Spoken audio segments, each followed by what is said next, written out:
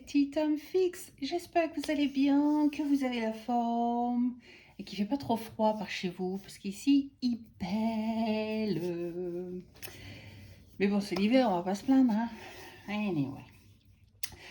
Aujourd'hui, j'ai décidé de vous faire une petite vidéo. Alors, ça va être des montages de vidéos finalement parce que je ne sais pas trop comment procéder. Donc, je fais au fur et à mesure. Mais bon, ça va vous faire une vidéo d'un certain temps, je ne sais pas combien de temps, on verra bien. Mais c'est pour vous faire voir un petit peu différentes étapes du point de croix quand je commence un nouveau projet. Donc la première chose que je fais en fait, c'est je monte mon QSnap. Et comme vous voyez, eh bien là j'ai un paquet. Dedans, il y en a déjà qui sont avec la petite feutrine que j'ai coincée à l'intérieur. C'est des carrés de feutrine que j'ai acheté sur Amazon, excusez-moi.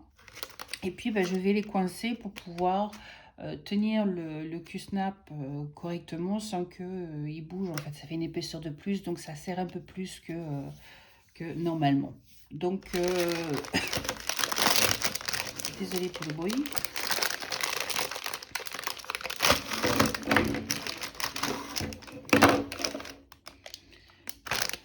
De côté. Et donc en fait là j'ai deux différentes tailles. Comme vous voyez, en fait je dois avoir un 8 inch et un 11 inch, un 11. Un 8 et un 11. Parce que les Q-snap, on peut les mélanger. Vous pouvez acheter un 17 inch et un 11 inch et utiliser la moitié de chaque pour faire un Q-snap un rectangle en fait. De faire un Q-snap un rectangle au lieu d'en faire un carré. Vous pouvez utiliser du 17 avec du 8, vous pouvez utiliser du 11 avec du 8, vous pouvez utiliser du 8 et du 11, vous pouvez, enfin je sais pas, enfin, la taille qui vous arrangera le mieux. Et pour moi, en fait, là, je choisis pas, entre guillemets, c'est ce qui me reste. Donc, je vais prendre ce qui me reste. Enfin, quoique, il me semble que j'ai un 17. Mais 17, c'est trop grand. Donc, je ne pourrais pas utiliser le 17. Donc, je reste sur le 11 et 8. Et voilà. Donc, j'ai le tube.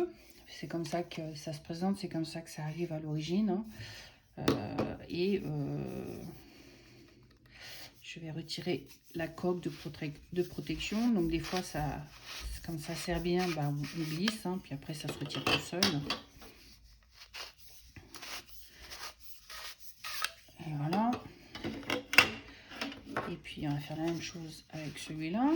Celui-là est un peu plus peut-être difficile à retirer parce qu'il y a la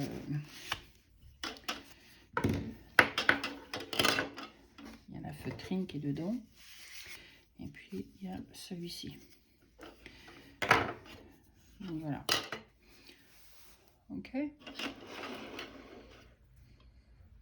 Et donc, pour le monter, c'est quand même assez simple. Hein, c'est vraiment pas compliqué. Hein. Vous avez un côté où vous avez le U. Vous rentrez à l'intérieur. Vous rentrez l'autre barre la plus longue de l'autre côté. Et ensuite, vous insérez le dernier côté ensemble. Et donc voilà, ça vous fait votre rectangle pour commencer votre toile. Ensuite, moi je place ma feutrine, mais je ne la mets pas tout de suite parce que je vais d'abord placer ma toile avant de placer ma feutrine et de mettre mes petits clips dessus. Donc voilà, ça c'est la première étape à laquelle je procède. Donc on finira le montage du Q-snap avec la toile. Donc, je vais les mettre de côté, je vais prendre la toile et je vais vous présenter comment je procède pour monter ma toile sur le Q-snap. Donc je vous reprends tout de suite, je prends le matériel nécessaire et je vous reprends. Donc voilà, j'ai pris le matériel nécessaire, donc j'ai besoin de ma toile, j'ai besoin de la mettre et j'ai besoin de deux petites aiguilles à boule. Tout simple, hein, je ne sais pas comment vous les appelez, les aiguilles Tiger ou les aiguilles à boule, je ne sais pas comment vous les appelez, c'est tout simple, hein, c'est les aiguilles à couture avec une boule au bout, quoi. Tout simple. Donc voilà.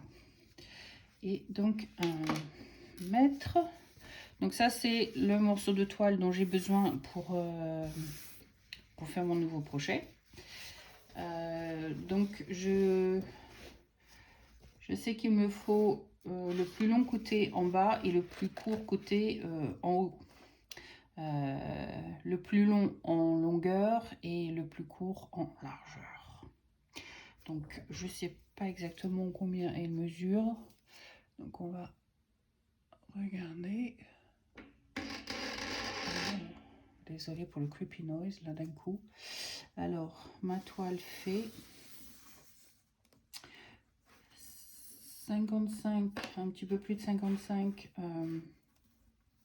dans ce sens là, et dans l'autre sens elle fait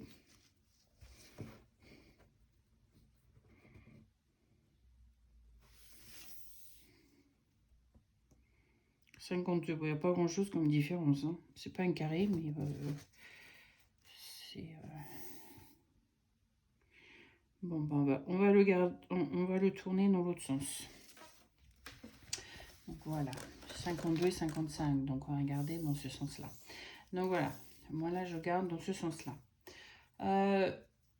Ce qu'on va faire maintenant en fait, c'est calculer le bord de la toile sur lequel je ne poserai aucune croix et qui me servira pour m'aider à faire un encadrement si je veux faire un encadrement. Donc en général, nous on utilise ici en Angleterre, voire même aux États-Unis, on est beaucoup à utiliser un minimum de 3 inches de chaque côté. Donc 3 inches, je vais regarder tout de suite pour voir ce que ça représente. Je crois que c'est 7,5 cm ou quelque chose comme ça. Donc si je prends mon mètre, 3 inches, donc voilà. Je vais essayer d'allumer l'autre lumière parce que j'ai l'impression qu'avec le reflet, la nuit tombe là et c'est pas top. On le fait un peu mieux.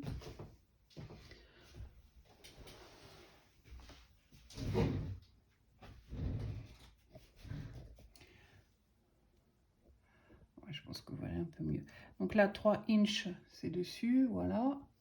Et si je retourne, ouais, ça fait ça à peu près, ça fait 7,5 cm à peu près de bord que je vais laisser de chaque côté, que ce soit en hauteur ou en longueur, sur lequel je ne ferai absolument aucune croix et qui me servira de rebord, comme je disais en fait, pour éventuellement encadrer ce que je vais faire. Donc, je vais vous faire voir comment je procède. Donc, voilà, j'ai pris le côté en haut à gauche, parce que pour moi, c'est plus facile. Et en fait, qu'est-ce que je fais? Eh bien, je prends mes 2 aiguilles, je prends mon mètre et je vais calculer. Je vais vous zoomer peut-être un petit peu pour que vous puissiez mieux voir. Je vais calculer 3 inches par rapport au bord. Donc mon premier 3 inches en fait se trouve ici. Donc je prends mon aiguille et puis je vais venir piquer dans le premier trou que je croise qui fait 3 inches. Ça peut être 3 mais un petit peu plus, hein. C'est pas dramatique, mais même si vous mettez un peu plus, hein.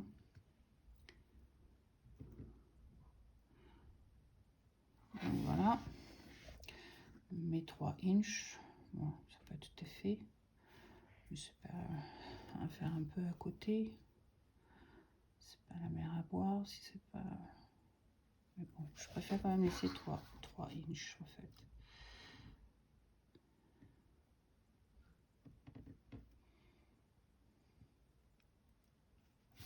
Donc voilà, j'ai positionné ma première aiguille donc sur le 3 inches, comme vous le voyez. Et donc maintenant je prends dans l'autre sens le départ de mon aiguille avec le départ de l'autre. Et je prends 3 inches à nouveau. Donc les 3 inches se trouvent ici. Donc je vais m'assurer que mon Q-snap ne rentre pas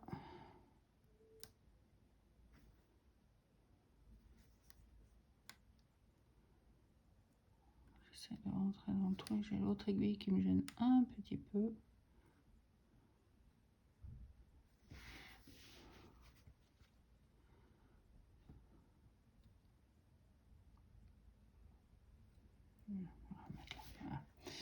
Voilà. Donc voilà, on a les 3 inches. Donc en fait, ben, mon point de départ se trouve à ce niveau-là, là où il y a la croix. Et donc, il faut que je m'arrange pour que mon Q-snap soit dans cette zone-là et dans cette zone-là.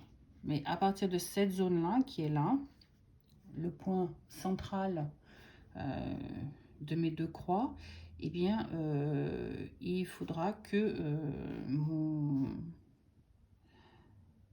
cette partie-là, je vais y arriver, hein, cette partie, c'est difficile à expliquer quand même, hein. Cette partie-là, en fait, c'est le départ de mon comptage de croix. Là où je vais commencer à compter pour savoir. Une fois que vous avez fait ce départ-là, en fait, c'est très simple, hein, parce que même si vous allez, si vous laissez de la marge sur une toile que vous achetez, vous pouvez commencer dans cette zone-là, vous pouvez commencer un petit peu plus loin, peu importe où vous voulez commencer, ou même un petit peu plus loin. À partir du moment où vous avez cette marge qui vous est accordée, ensuite, à l'intérieur, comment vous allez procéder pour votre point de croix? Normalement, vous avez plein d'espace et assez d'espace suffisant pour mettre tout votre design à l'intérieur. Donc, il faut vraiment faire attention à ce niveau-là. Donc voilà, moi, voilà, mon point, il est là.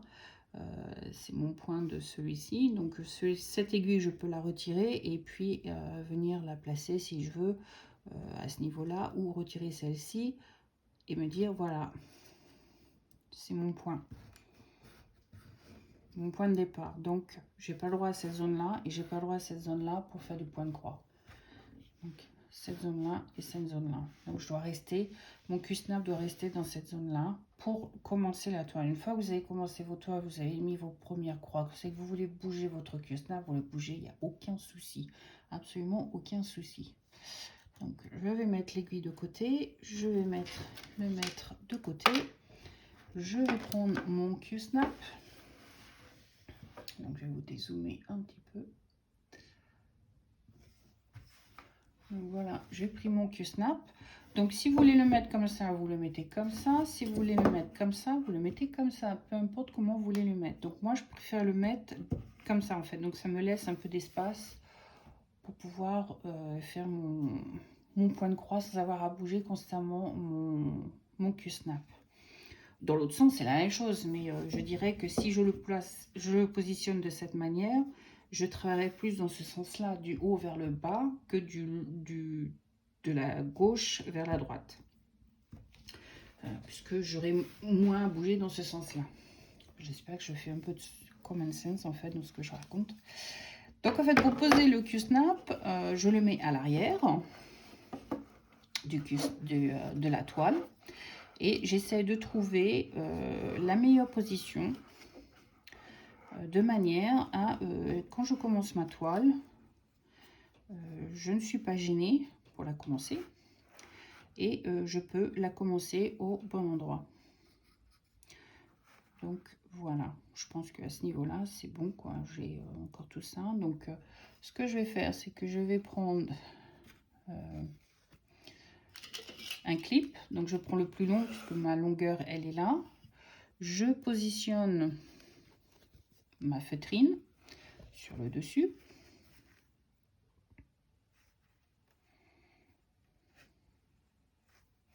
De cette manière. D'accord?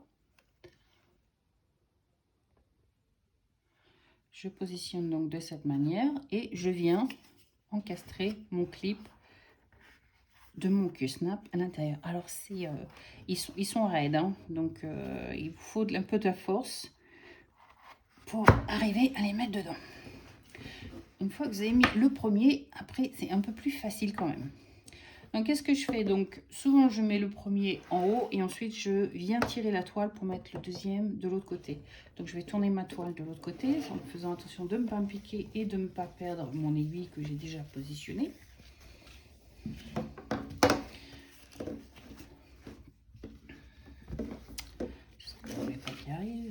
c'est ce qui est arrivé. Bon, ma feutrine est tombée au sol, donc il faut que j'aille la chercher.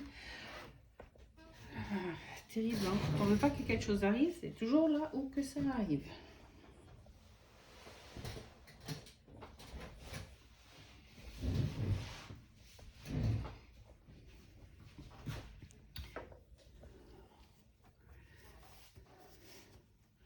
Donc, le Q-snap se trouve à ce niveau-là. Donc, je le positionne et je tire sur la toile de manière à bien l'étirer. Je viens placer une feutrine. Alors, la feutrine, je la place légèrement plus bas. Vous allez comprendre pourquoi je fais ça. Donc, ma plus grosse longueur, je la mets vers le bas pour me rediriger vers le premier clip que j'ai mis. Je viens prendre mon clip, je l'encastre. Vous avez entendu le clip. Et ensuite, qu'est-ce que je fais? Comme celui-ci est rentré à l'intérieur, je l'attrape et je le twist, je le tourne. Donc en fait, ma toile est tirée et ma feutrine redescend en fait vers l'arrière. Et ça permet de maintenir la toile correctement. D'accord? Donc on va positionner le côté qui est là.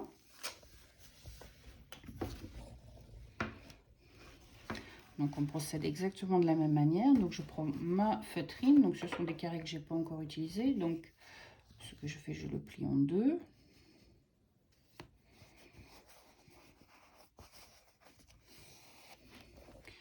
Je viens le positionner. Voilà. Je prends mon clip. Je viens le positionner dessus. Et voilà, le clip a été enregistré et je twist vers l'extérieur ma toile. Donc là, elle n'est pas encore bien tendue parce que ce côté-là n'est pas encore mis. Donc, je tourne ma toile de l'autre côté. Et je viens procéder à nouveau de la même manière avec mon dernier morceau de feutrine que je plie en deux. Et je viens le positionner de la même manière. Je vais le travailler de la même manière que quand j'ai placé mon autre longue barre de l'autre côté. Donc de manière à ce que quand je vais twist, en fait, ma feutrine va disparaître un peu plus. Donc voilà. Donc il y a une grosse longueur qui a été mise de ce côté-là vers le bas. Je prends mon clip, je l'insère, hop, voilà. Et je twist de manière à tendre la toile. Et voilà.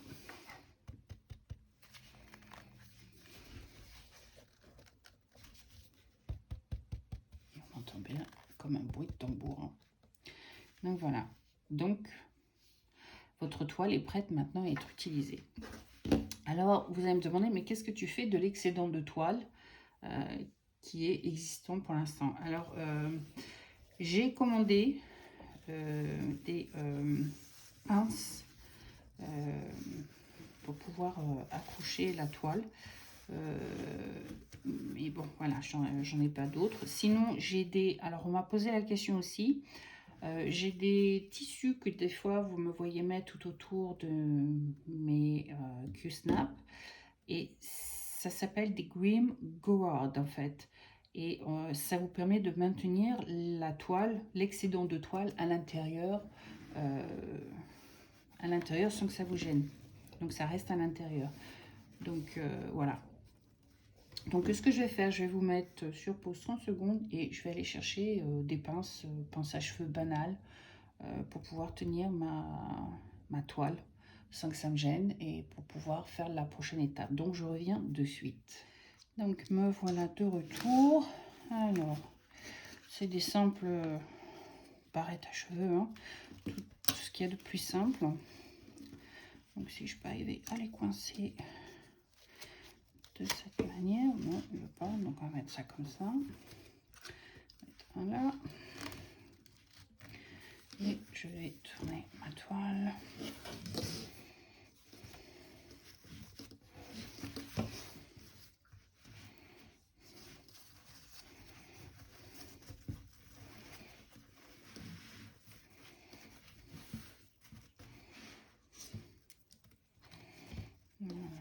à ce que ça tienne et que ça vienne pas me gêner.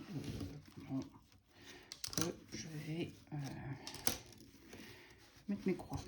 Est-ce que ça prendrait comme ça? Non, ça ne peut pas prendre.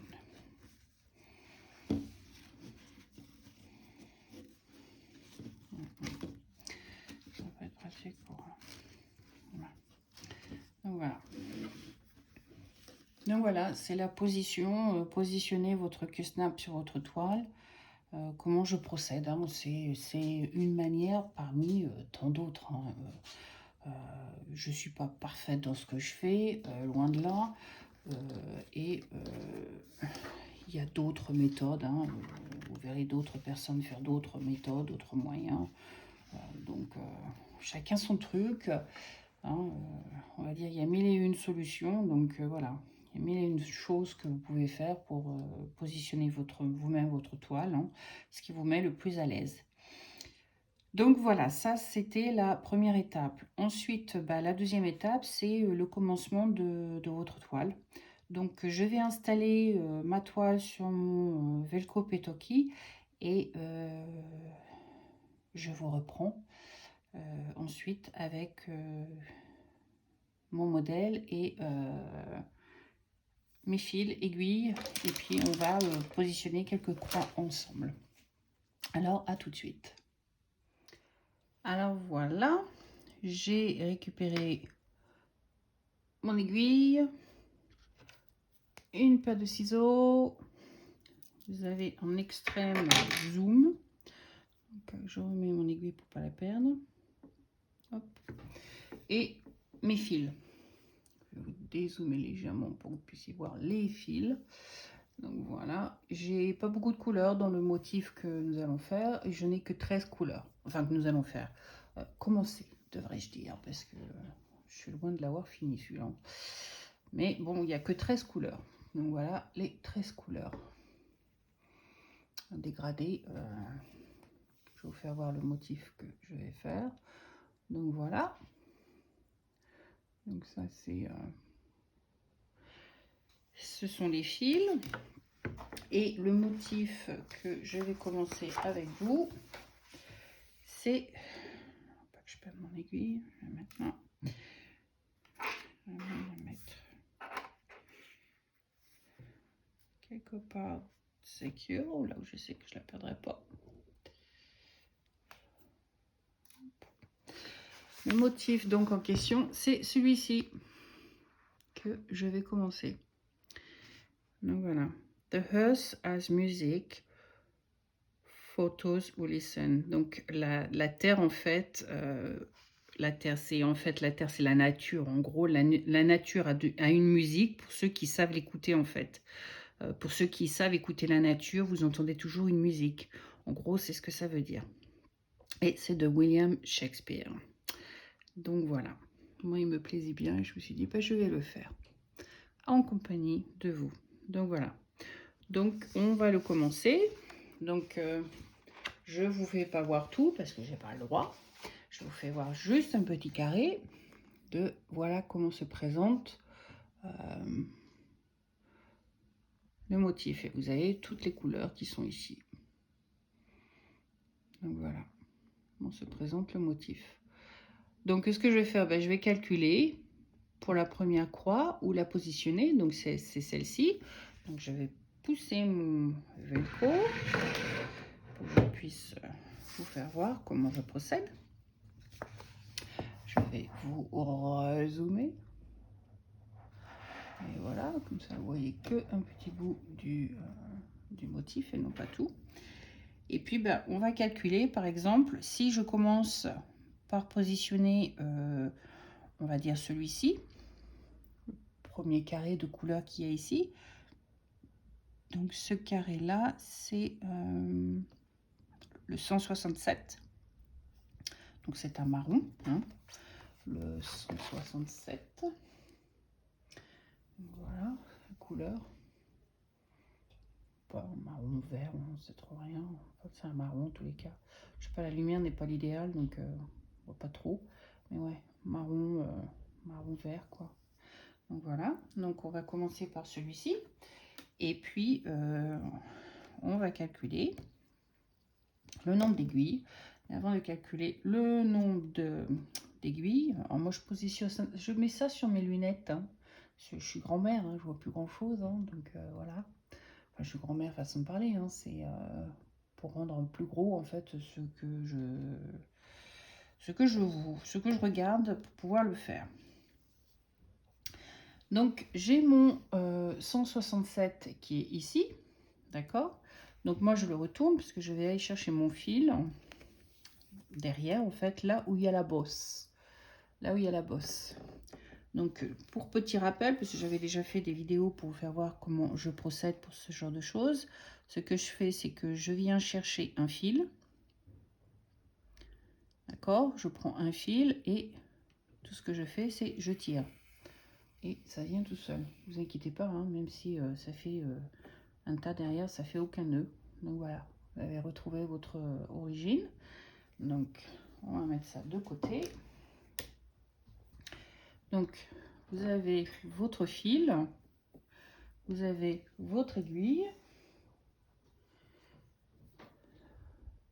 Donc, pour petit rappel, moi, je ne mouille pas non plus mes fils. Donc,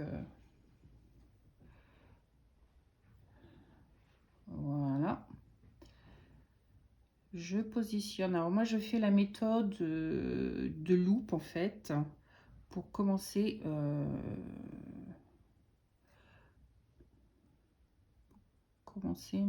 point de croix. Et je crois que c'est... il faut que je regarde, mais... Donc j'égalise mes deux côtés, hein. J'ai pris mon fil, j'égalise mes deux côtés. Et c'est un 14 compte EDA, donc voilà, on met deux fils. Donc je dédouble mon fil, hein. À l'origine j'ai un fil entier, je vous refais voir. On va redézoomer, je vais fermer la page, ça sera plus simple. On va fermer la page, ça sera plus simple. Je vous redézoome un peu, je vais vous faire voir à nouveau. Donc j'ai un fil, d'accord, j'ai un bout,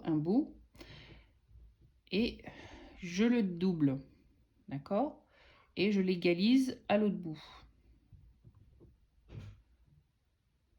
Donc de manière à ce que mes deux bouts là soient identiques, d'accord. Donc mes deux bouts sont égalisés. Donc qu'est-ce que je fais? Je prends mon aiguille,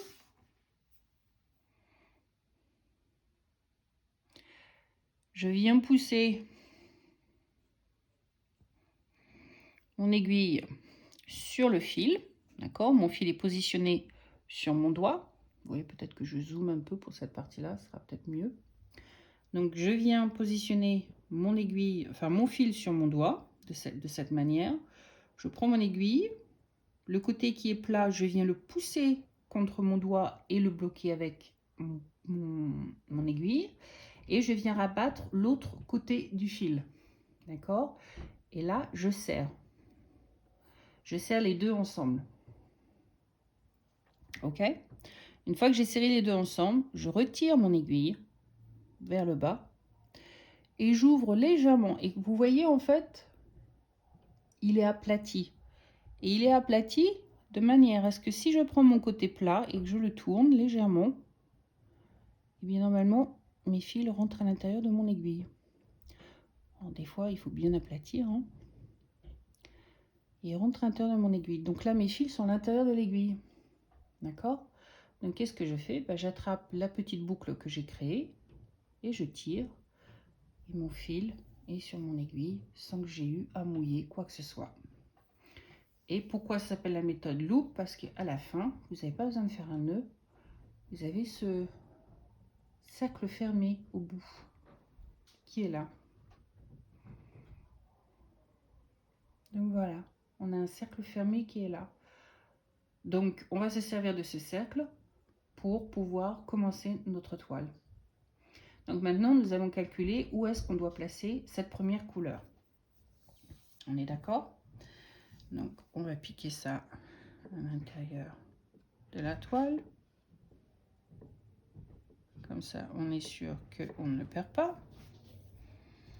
Et on vient à nouveau prendre notre motif. Et on va calculer. Alors, j'espère que vous voyez bien, parce que c'est pas compliqué, mais faut essayer d'expliquer pour ceux qui veulent commencer en fait.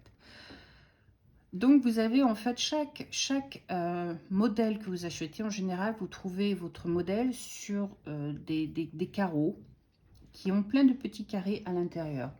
Et ce sont des carrés, des gros carrés, des petits carrés dans un gros carré. Et le gros carré fait en général 10 croix sur 10 croix, puisque chaque carré correspond à une croix. Donc si je compte de 70 à 60, là vous en avez 10. 1, 2, 3, 4, 5, 6, 7, 8, 9, 10. Et j'ai mon trait le plus sombre qui est là. Donc ça fait 10. Si je compte dans l'autre sens, 1, 2, 3, 4, 5, 6, 7, 8, 9, 10. Dans l'autre sens, c'est pareil, j'ai 10. D'accord? Donc 10 sur 10. C'est pas compliqué, hein? Et en fait, chaque carré, comme c'est du 14 compte EDA, cela correspond, chaque trou correspond à, on va dire, un corner, un coin de votre carré qui est ici. Donc en fait, ce trou représente un trou que vous avez dans votre toile EDA. D'accord? Donc le carré représente un trou dans votre toile EDA qui est là. Et ça sera de votre croix, ça sera le côté en bas à gauche de votre croix. Parce que moi, je commence comme ceci en fait.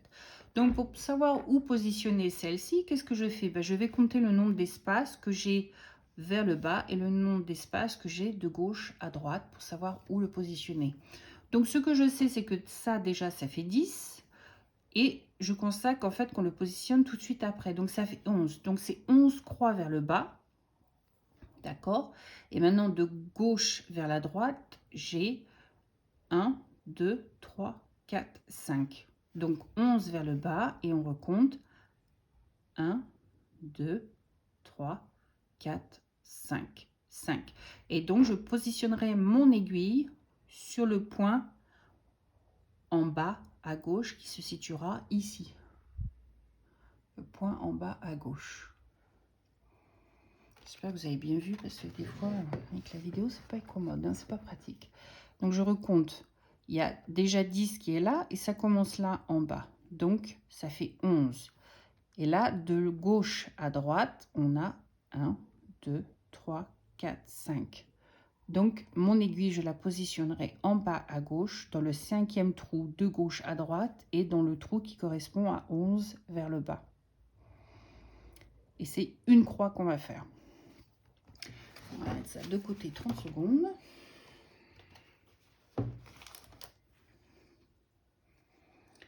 Et on va venir positionner la première croix ensemble.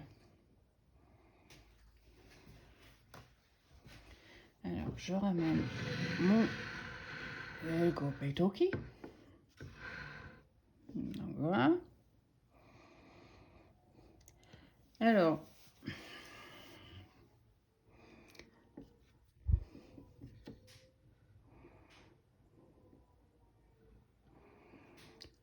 pour commencer la première croix, alors ça ne va pas être compliqué, mais en fait, pour vous faire voir, ça va être un peu compliqué. C'est un peu sans être un. Donc, on va essayer d'être au plus simple. Donc, on a positionné tout à l'heure pour nos 3 inches de séparation de marge. On a dit on ne commencera pas à ce niveau-là. Je ne vais pas trop bouger en fait. Donc, voilà.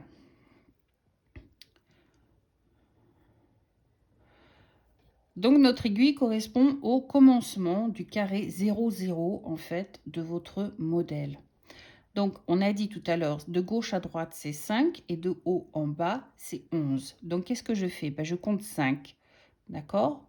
Enfin, je vais compter 11 vers le bas d'abord, peut-être. On va compter 11. Donc, 1, 2, 3, 4, 5, 6, 7, 8, 9, 10, 11. Donc ça, c'est 11. D'accord?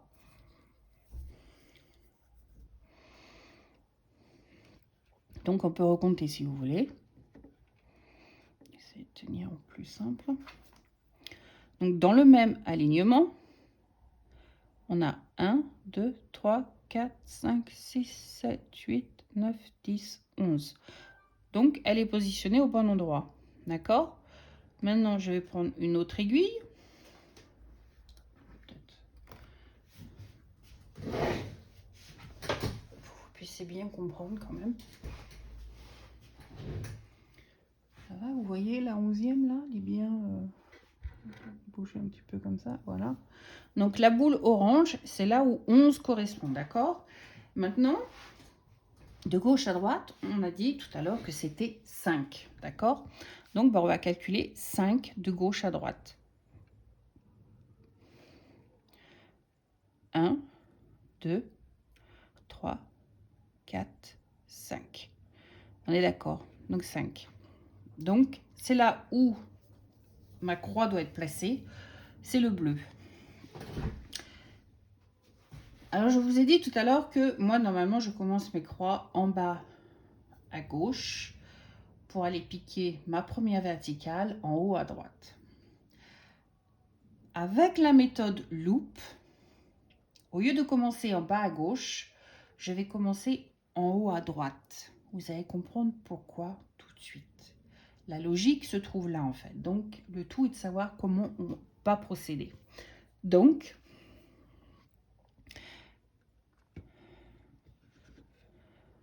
pour pas perdre mon trou, on est d'accord? Donc ça, c'est le bas en bas à gauche de ma croix. Donc ici, ça va être la verticale de mon en haut à droite de ma croix. Donc je pique mon aiguille avec mon fil à l'intérieur. Je viens chercher mon aiguille à l'arrière. Je tire légèrement, pas trop, mais je tire. Et je viens remonter mon aiguille à la place de ma petite aiguille avec ma boule bleue. Donc en bas à gauche, en verticale. Donc en fait, ma croix, elle est là. On est d'accord. Hein? Donc vous avez en bas à gauche, en haut à droite. D'accord? En verticale. Donc qu'est-ce que je fais? Je vais tirer légèrement jusqu'à ce que je voie ce petit cercle à la fin que vous voyez maintenant. D'accord? Et qu'est-ce que je fais? Je prends mon aiguille et je viens le positionner à l'intérieur pour passer mon fil de l'autre côté. Et qu'est-ce que je fais maintenant? Parce que sinon, ça va faire affreux, parce que ça va se voir. Si je laisse comme ça va pas faire joli. Donc, qu'est-ce que je fais? Je viens repiquer là où je viens de sortir mon aiguille en bas à gauche. D'accord? Et je tire. Sans prendre mon fil dans mon photocopie. Et je viens tirer donc mon fil.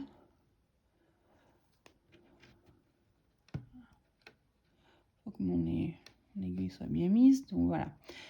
Et mon nœud est parti à l'arrière. On ne le voit plus. Oh, et le zoom a disparu. Voilà, vous l'avez à nouveau. Est-ce que vous voyez? Ma croix, elle est là. Hein, ma croix n'a pas parti. Et mon fil est sécurisé. Je ne vais absolument pas perdre mon fil. Je viens piquer en bas. Je peux retirer celui-là, j'en ai plus besoin. Je viens retirer mon fil en bas à droite pour venir le positionner en haut à gauche.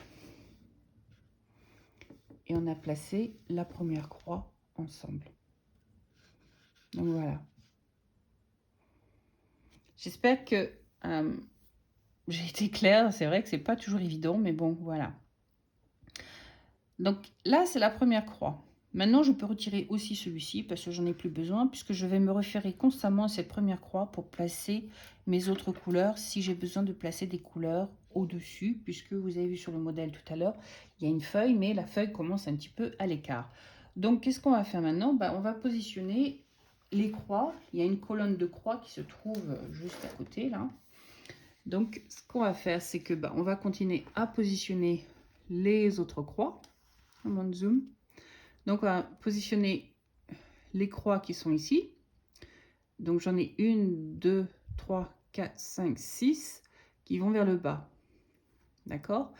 Donc, moi, en fait, je vais positionner ces 6. Hein, on a dit 1, 2, 3, 4, 5, 6. Et voilà, moi, je fais la méthode. Alors, je crois que vous l'appelez la méthode continue, il me semble. Méthode continue. C'est une méthode où, en fait, on fait la demi-croix d'abord et ensuite, on vient finir la croix après. Donc, je vais vous faire voir comment je procède avec ma demi-croix. Donc, mes 6 croix sont en décalage de ma première. Donc, je viens positionner mon fil en bas à gauche pour venir le mettre en haut à droite.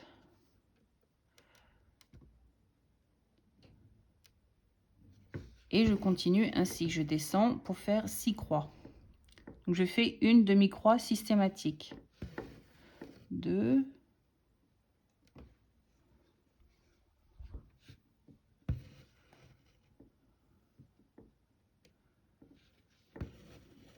3,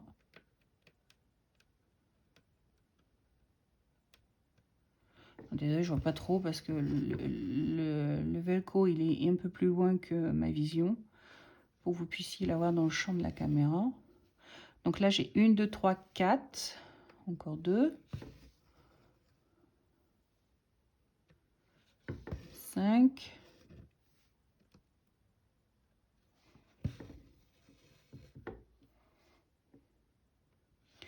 alors moi j'ai tendance maintenant beaucoup à pratiquer à deux mains ce que je fais. Quand j'ai je suis sur mon matériel, mais vous pouvez faire une croix par une croix, vous pouvez travailler à deux mains, hein. Moi vous me voyez travailler avec deux mains là, mais il y a des moments où vous me voyez travailler avec les deux mains, mais il y a des moments où je travaille qu'avec une main, c'est ça que je veux dire, pardon. Donc tout dépend de la manière que vous allez procéder, quoi. Hein, donc si je fais avec une main, voilà ce que ça donne. Donc, je viens piquer, je repique, je ressors. Hop.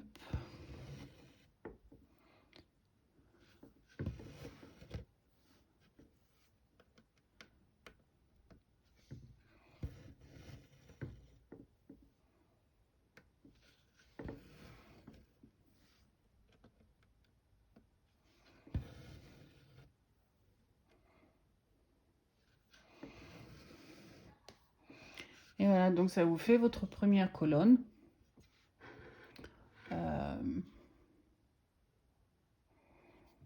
Au point de croix qui a été faite. Donc voilà, c'est de cette manière que je commence, c'est de cette manière que je procède.